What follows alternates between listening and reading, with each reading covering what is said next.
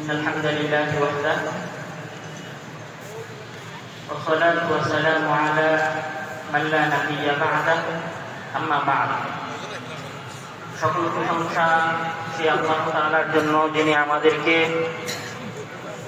কুমিল্লার মতো একটি গুরুত্বপূর্ণ শহরের এত নিকটে একটা ভালো জায়গায় একটি দ্বীনি মজলিসে উপস্থিত হওয়ার তৌফিক দান করেছেন, আলহামদুলিল্লাহ।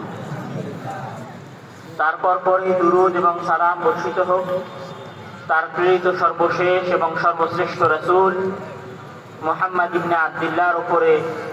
সকলেই বলি সাল্লাল্লাহু আলাইহি ওয়াসাল্লাম।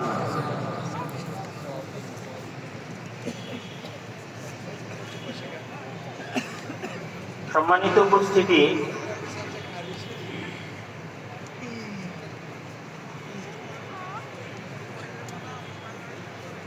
আজকের এই ইসলামী জালসায় আমার সংক্ষিপ্ত আলোচনার বিষয়বস্তু হচ্ছে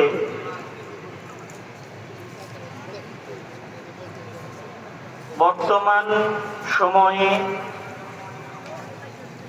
সমাজ পরিবর্তনের মূল পদক্ষেপগুলো কি কি, বা সাধারণ জনগণ যদি সমাজ পরিবর্তন করতে চায় তাহলে সাধারণ জনগণকে এবং সাধারণ মানুষদেরকে কোন ধরনের পদক্ষেপ গ্রহণ করলে স্থায়ীভাবে সমাজ পরিবর্তন করা সম্ভব, আমি এই বিষয়ে সংক্ষিপ্ত আলোচনা করার চেষ্টা করব ইনশাআল্লাহ।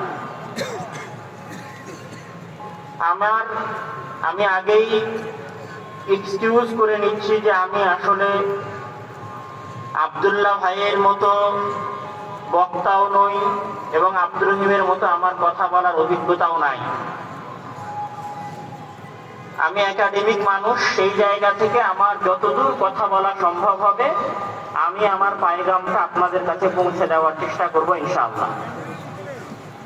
সম্মানিত উপস্থিতি, সময়ের সাথে সাথে মানুষের চিন্তাধারা, মানুষের আবেগ, মানুষের ভাবনা পরিবর্তন হয় এবং ঘটনা, বিভিন্ন বড় বড় ঘটনা মানুষের চিন্তা চেতনা, আবেগ, ভাবনাকে পরিবর্তন করে দেয়। সেই রকম একটা বড় ঘটনা হচ্ছে বাংলাদেশে 2024-এর জুলাই অভ্যুত্থানের ঘটনা।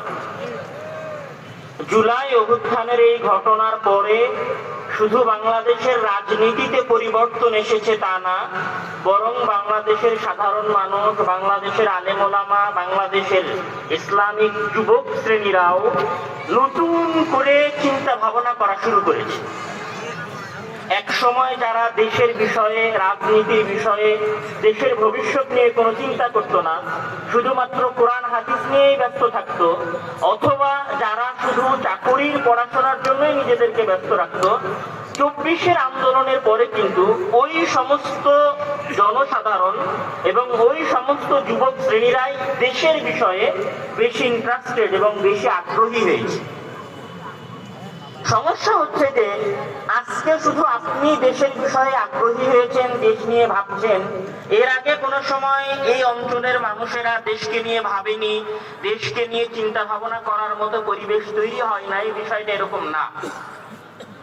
এর আগেও বর্তমান 24-এ যে ঘটনা ঘটলো, এই ঘটনার চাইতেও বড় বড় ঘটনা এই অঞ্চলে, উপমহাদেশের এই মাটিতে ঘটেছে এবং প্রত্যেক ওই ঘটনার পরে মুসলমানেরা নতুন করে চিন্তা ভাবনা করার প্ল্যান করেছে, নতুন করে চিন্তা ভাবনা করে সিদ্ধান্ত বাস্তবায়ন করবে এবং বড় কিছু করবে এরকম স্বপ্ন দেখেছে।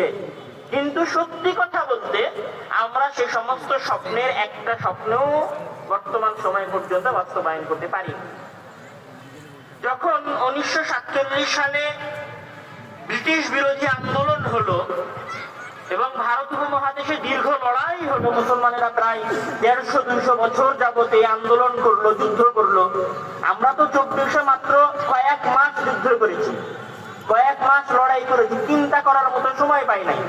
কিন্তু ব্রিটিশ বিরোধী আন্দোলন করেছে মুসলমানেরা 150-200 বছর যাবত।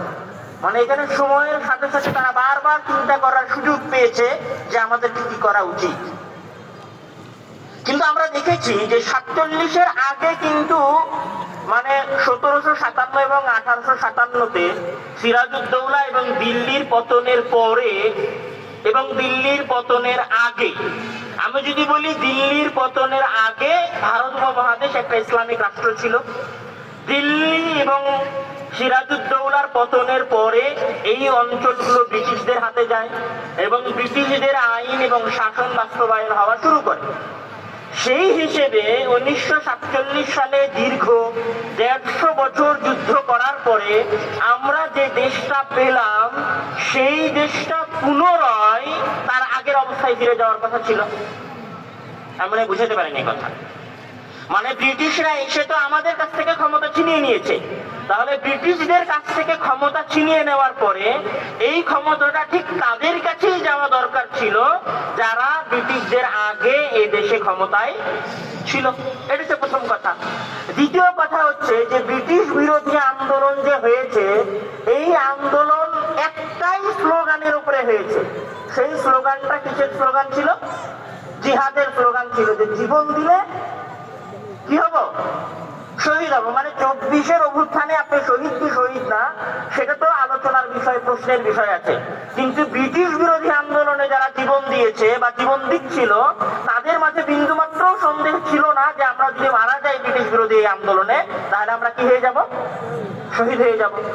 তাহলে দ্বিতীয় পয়েন্ট হচ্ছে যে যারা ব্রিটিশ বিরোধী আন্দোলন করেছে তারা সবাই শাহাদতের তামান্নায় কি করেছে? আন্দোলন করেছে, প্রাণ দিয়েছে, জীবন দিয়েছে। তৃতীয় পয়েন্ট হচ্ছে যে ব্রিটিশ বিরোধী আন্দোলন যেখানে শুরু হয়েছিল, যাদের মাধ্যম দিয়ে শুরু হয়েছিল, তারা আলেম ওলামা, তারা আলেম শ্রেণী ছিলেন। আব্দুল্লাহ ভাইয়ের বক্তব্যে আপনারা অসংখ্য দিন শুনেছেন, বালাকোটের শাহ ইসমাইল শহীদের জিহাদের কাহিনী শুনেছেন। ওইখান থেকে সর্বপ্রথম জিহাদের সূচনা শুরু। তাহলে ব্রিটিশ বিরোধী আন্দোলন শুরু করেছিলেন মূলত আলেম ওলামারা। এই আলেম ওলামারা যখন জীবন দিতে থেকেছেন, তখন শিয়ালকোট থেকে নিয়ে শুরু করে দিল্লি পর্যন্ত এই পুরো রাস্তায় হাজার হাজার আলেম ওলামাকে ফাঁসি দেওয়া হয়েছে এবং তাদের লাশ ঝুলিয়ে রাখা হয়েছে। এগুলো তো ইতিহাস স্বীকৃত কথা। শুধু যদি আমি একটা অঞ্চলের কথা বলি, সেইটা হচ্ছে যে বিহারের পাটনা। বিহার একটা রাজ্য, ভারতের একটা যেটা কি বলা হয়, ওদের শাখা রাষ্ট্র বলা যেতে পারে। যে প্রদেশ, ভারতের প্রদেশগুলোর একটা প্রদেশ হচ্ছে বিহার। সেই বিহারের একটা এলাকা হচ্ছে পাটনা। সেই পাটনার একটা গ্রামের নাম হচ্ছে, একটা অঞ্চলের নাম হচ্ছে সাদেকপুর। তো সাদেকপুরের বিষয়ে জওহরলাল নেহেরু একটা কথা বলেছিলেন যে ওলামায়ে সাদেকপুরের কুরবানি এবং রক্ত এবং লাশের বোঝাকে যদি এক পাল্লায় দিয়ে দেওয়া হয় এবং পুরো ভারতবর্ষের মানুষদের শ্রমকে যদি এক পাল্লায় দিয়ে দেওয়া হয়, তাও ওলামায়ে সাদেকপুরের পাল্লা ভারী হবে। তাহলে তৃতীয় পয়েন্ট দাঁড়ালো যে ব্রিটিশ বিরোধী আন্দোলন যারা করেছেন, যাদের মাধ্যমে এই আন্দোলনের সূচনা হয়েছে, তারা সবাই আলেম ওলামা ছিলেন। চতুর্থ যে পয়েন্ট ব্রিটিশ বিরোধী আন্দোলন থেকে বের হয়ে আসে, সেটা হচ্ছে এই আন্দোলনে কমন কয়েকটা স্লোগান ছিল। আপনাদেরকে একদম কাছের বই যদি আমি পড়ার জন্য বলি, যেহেতু আপনাদের কাছে সবচেয়ে কাছের ইতিহাসের বই হতে পারে আমার ধারণা অসমাপ্ত আত্মজীবনী। অন্য ইতিহাসগুলো আপনাদের কাছে মিথ্যাও মনে হতে পারে, অসমাপ্ত আত্মজীবনীর হয়তো কিছু কথা আপনাদের কাছে সত্যও মনে হতে পারে। ওই অসমাপ্ত আত্মজীবনীর একটা কথা আছে যেখানে বলা হয়েছে যে এই বাংলা অঞ্চল থেকে দিল্লির প্রোগ্রামগুলোতে, মানে আজাদির যে লড়াই, ব্রিটিশ বিরোধী আন্দোলনের যে লড়াই, এই লড়াইয়ের জন্য যে সমস্ত প্রোগ্রাম হতো, ওই সমস্ত প্রোগ্রামে এই সমস্ত অঞ্চল থেকে একদম খেটে খাওয়া মুসলিমেরা অংশগ্রহণ করার জন্য যেত, যাদের দুইটা কমন স্লোগান ছিল। একটা হচ্ছে নারায়ে তাকবীর, আল্লাহু আকবার, আর একটা হচ্ছে তেরা মেরা রিশতা কিয়া, লা ইলাহা ইল্লাল্লাহ। মানে আজকে এখানে আরেকটা কথা যুক্ত করে দেই, আজকে যদি কেউ নারায়ে তাকবীর, আল্লাহু আকবার এই স্লোগানের বিরোধিতা করে, তাহলে সে 1947-এর ইতিহাসের বিরোধিতা করবে। মনে করতে হবে যে নারায়ে তাকবীর, আল্লাহু আকবারের স্লোগানের বিরোধিতা করলো, সে খণ্ডিত হওয়া, মানে ভারত ভাগ করতে হবে ইসলামী আদর্শের উপরে, এই আদর্শের সে সবচেয়ে বড় বিরোধী শক্তি। এবং আজকে সে অখণ্ড ভারত চায়, এই জন্য সে নারায়ে তাকবীর এই স্লোগানকে মেনে নিতে পারে না। এই যে 4টা পয়েন্ট দাঁড়ালো, এই 4টা পয়েন্টে একটা জিনিস অন্তত প্রমাণ হয় যে এই 4টা কাজের উপর ভিত্তি করে যেই দেশ এবং যেই রাষ্ট্রটা প্রতিষ্ঠা হবে, সেই রাষ্ট্রতে সবচেয়ে অধিকার, সবচেয়ে বেশি অগ্রাধিকার যে জিনিসটাকে দেওয়া হবে সেটা কি? সেটা হচ্ছে ইসলাম।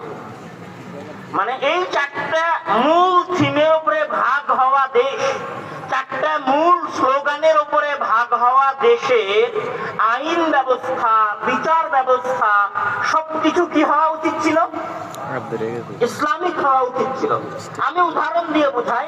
খালিদ বিন ওয়ালিদ, তারপরে হচ্ছে আরো যে সমস্ত সাহাবায়ে কেরামেরা আছেন, সাদ ইবনে আবি ওয়াক্কাস, আমর ইবনে আরো যে সমস্ত বড় বড় যোদ্ধারা আছেন, হামজা রাদিয়াল্লাহু তাআলা আনহুর মতো, আরো যে সমস্ত শহীদেরা আছেন, তারিক বিন জিয়াদের মতো, মুহাম্মদ বিন কাসেমের মতো, ধরেন এরা মানুষকে একত্রিত করলো যে আমরা অমুক শাসকের বিরুদ্ধে, পারস্য সাম্রাজ্যের বিরুদ্ধে যুদ্ধ করব, জিহাদ করব, জিহাদ করলে মারা যাব, তাহলে আমরা জান্নাতে যাব। এই কথা বলার পরে বিশাল যুদ্ধ হলো, সাম্রাজ্য স্বাধীন হলো। স্বাধীন হয়ে যাওয়ার পরে যারা কোনোদিনই যুদ্ধে অংশগ্রহণ করে নাই, জীবন দেয় নাই, সমাজের সবচেয়ে এলিট শ্রেণী, ওরা এসে বললো যে এই দেশটা এখন আমাদের, এই দেশ এখন চলবে সেকুলার সিস্টেম।